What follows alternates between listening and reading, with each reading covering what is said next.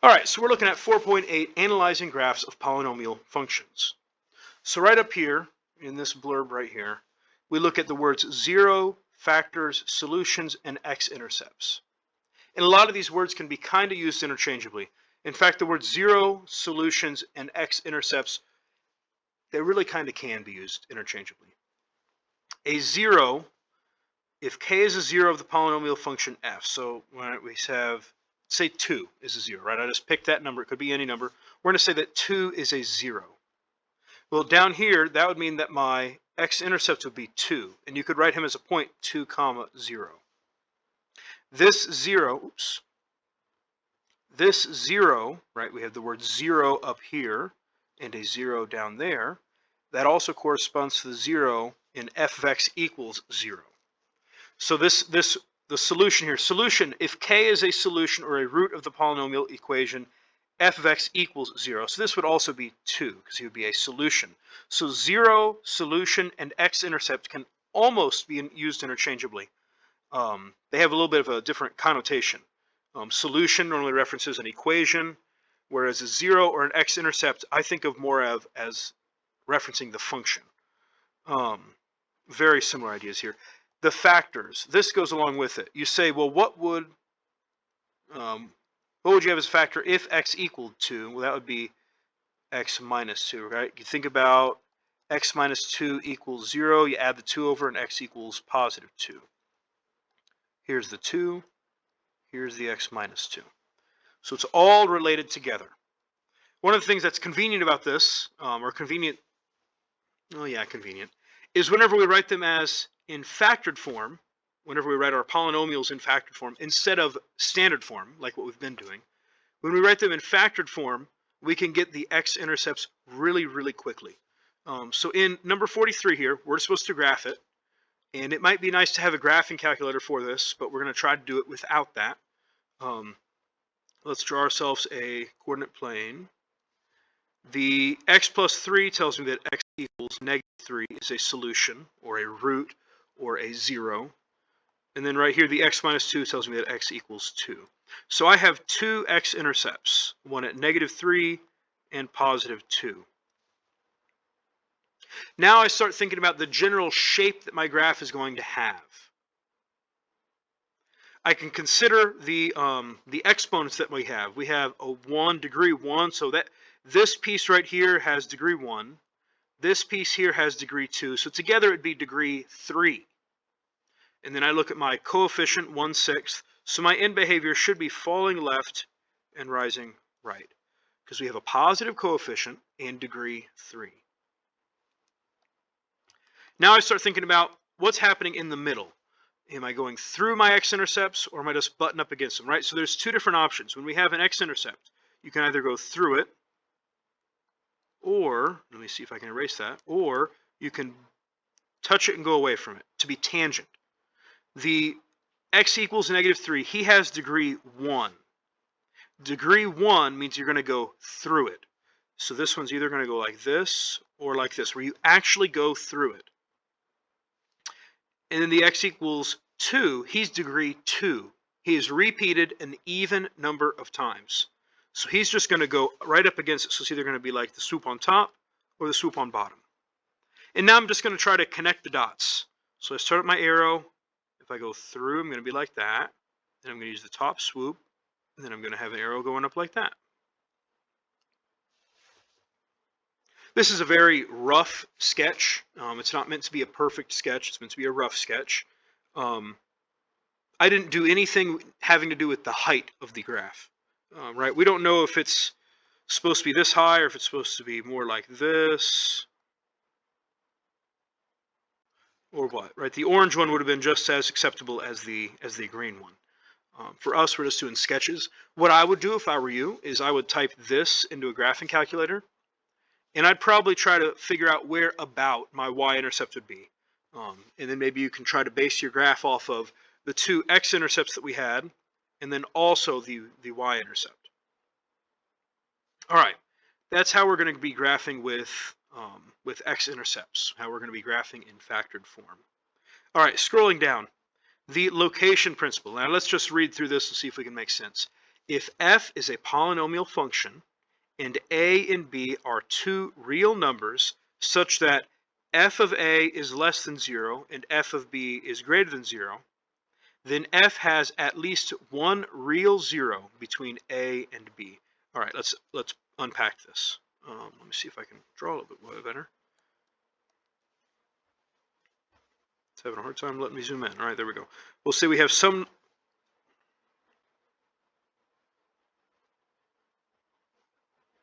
Just a second.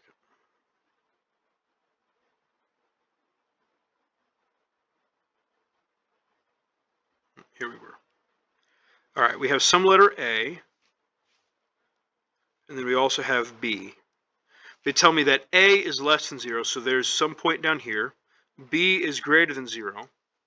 And because our graph has to be connected, right, to be continuous, there has to somehow be a curve that goes through this. So at some point, we had to cross the x-intercept. So that's what that first blurb is reading, or is meaning.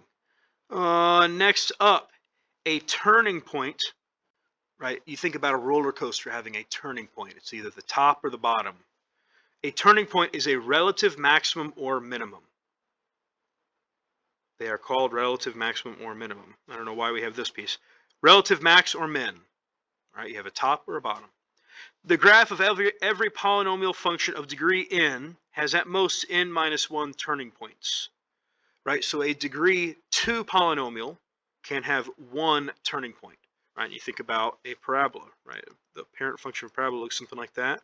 He has one turning point there, right? That bottom, the vertex there would be called a turning point. All right, let's look here.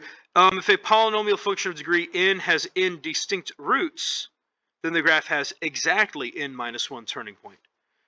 We'll look at that more later on. Let's look at 44. We're supposed to graph the function using a graphing calculator. And this is going to be one that we use with a grapher that I want to go over in class. So help me remember that I want to go through 44 in class. Scrolling on to our next page here.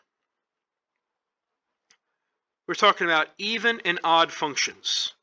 Even and odd functions. Now, we've talked before about even and odd degree functions, but this is just a little bit different. Let's look at number 45. To be even has to satisfy this function. We see that the negative x versus the positive x. To be an even function means that the negative and positive versions of the number output the same number. So let me think about this as like x squared. If you plug in positive or negative 2 into x squared, you get out 4. It doesn't matter if it's the positive or the negative. So the plain old like y equals x squared, that would be even. So let's test out. Is f of negative x equals to f of x?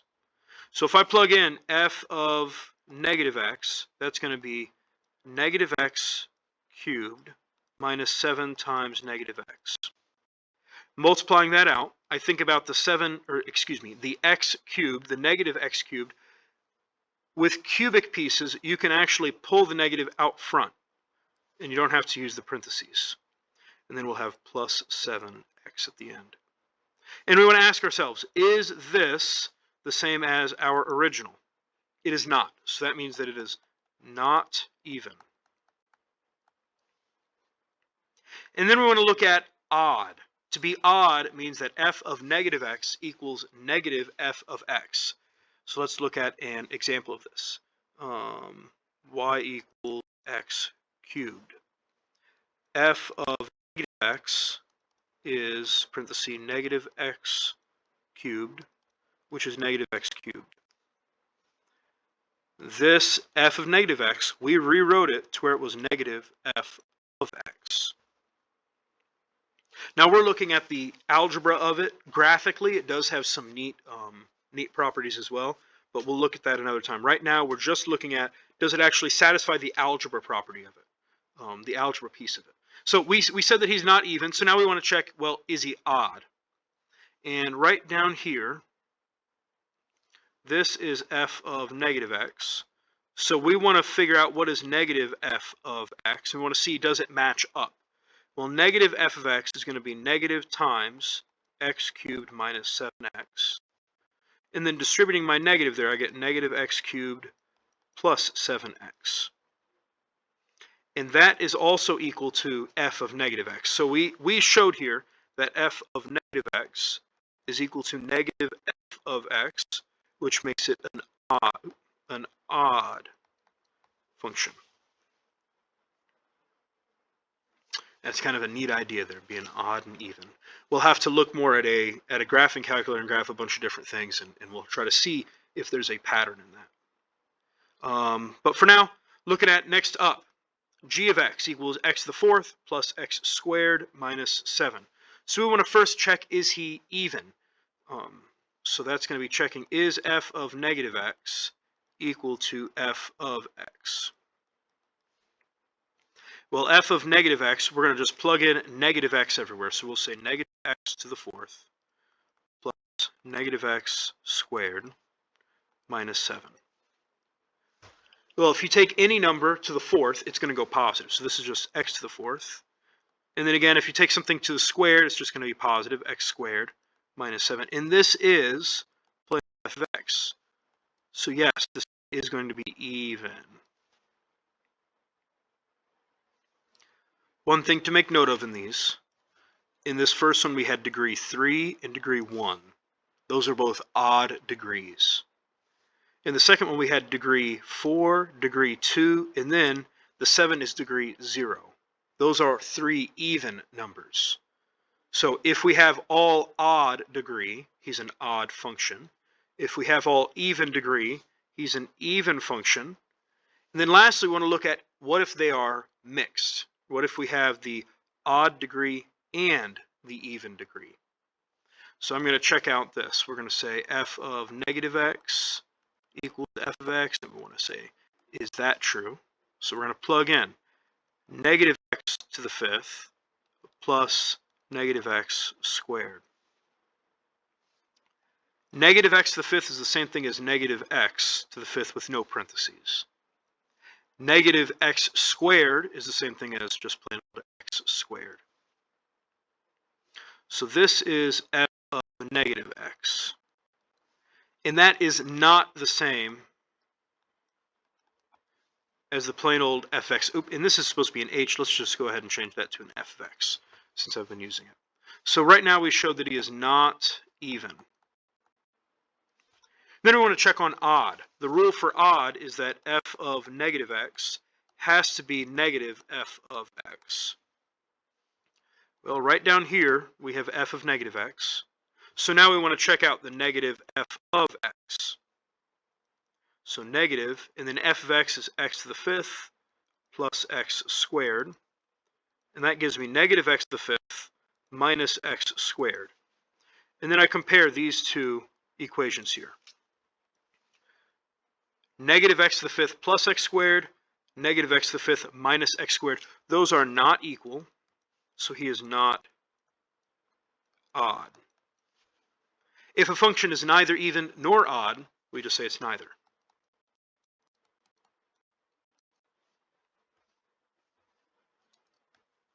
And that's all we say for that.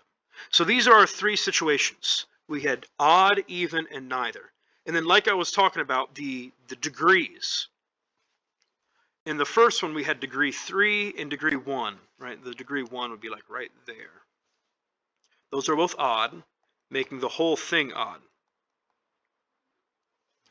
So there's a shortcut that you are allowed to use. If you don't want to do all the work that we had here, you can just look at the degrees, and if they are if they are all odd degree, then the whole function is going to be odd. For our second, we had 4, 2, and then degree, like this would be like x to the 0, degree 0. These are all even, making the function even. And then lastly, we had a mix. We had an odd degree and an even degree, making it neither even nor odd. And what you'll see graphically, and I think we'll have to talk more about this in class, is that an even function will be symmetric on the y-axis, meaning you could like fold the graph on the y-axis and it would match up the left and the right side. An odd degree, or excuse me, an odd function is symmetric about the origin. So you think about the cubic graph. He looks roughly like this. If you took this left piece and you rotated it about the origin, and it would be a 180-degree rotation, it would end up lining up with the other piece. So that's what it means to be symmetric about the origin. Sometimes it's hard to see the rotation, but you can always check, is it actually odd, and then you know that it has to have that 180-degree rotation. All right, that is all for this section. Big things, back up here, we only did one problem like it, but when you're in factored form and you're supposed to graph, you want to try to pull out the x-intercepts, and you want to look at, is the x-intercept a turning point, or is it going to go straight through it? And then you can draw in your curve. All right, this was 4.8, analyzing graphs of polynomial functions.